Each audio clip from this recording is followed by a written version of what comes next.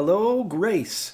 Pastor Jeff coming back one more time with another weekly announcement. It is Wednesday this week, another beautiful June afternoon, and I wanted to just fill you in on where we're at and what we're going.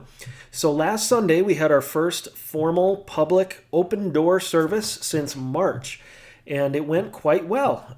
We had over 100 people come out.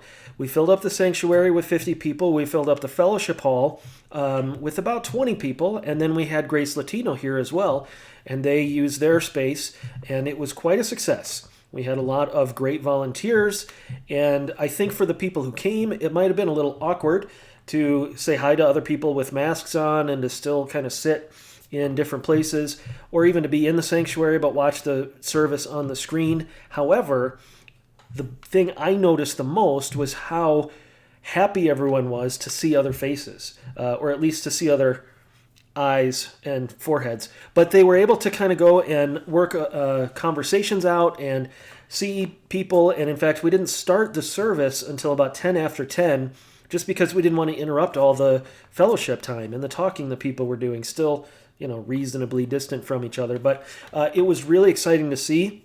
We were able to share communion here, and that was a really valuable time as well. So now we know we can do it.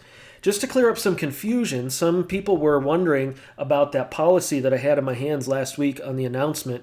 And just so you all know the journey we went on in terms of being ready to open our doors.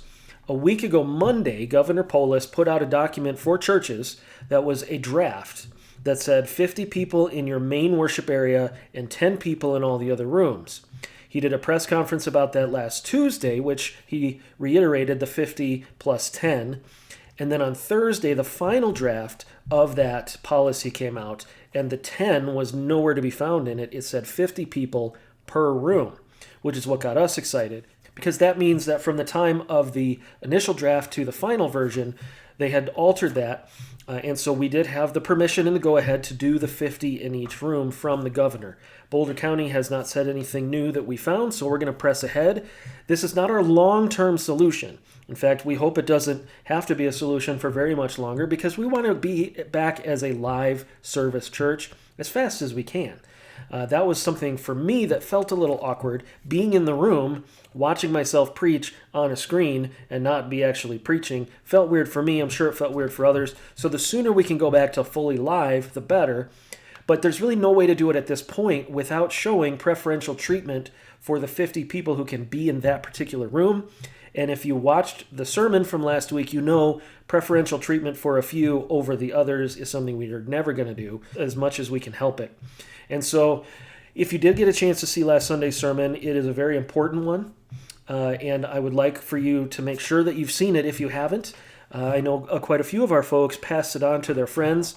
The big thing for this week's announcement, besides that it went well on Sunday and we hope to continue it the next coming Sundays, is we need help.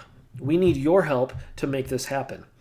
We have set up a great system of helping people find parking that is close to the particular door we need them to go in to keep the 50s in the different groups, in the different rooms. But what we'll really need help with are volunteers who can help with that safety and front door ministry thing. So if Grace is your church home, and maybe your whole family can't come yet because of kids or because of high-risk people in your family, but you can come, we need your help. So please reach out to us, office@gracelongmont.org, and we will find a way to plug you into some of these roles, whether it's being a person flagging people into a parking space or being a counter as people are coming into the rooms.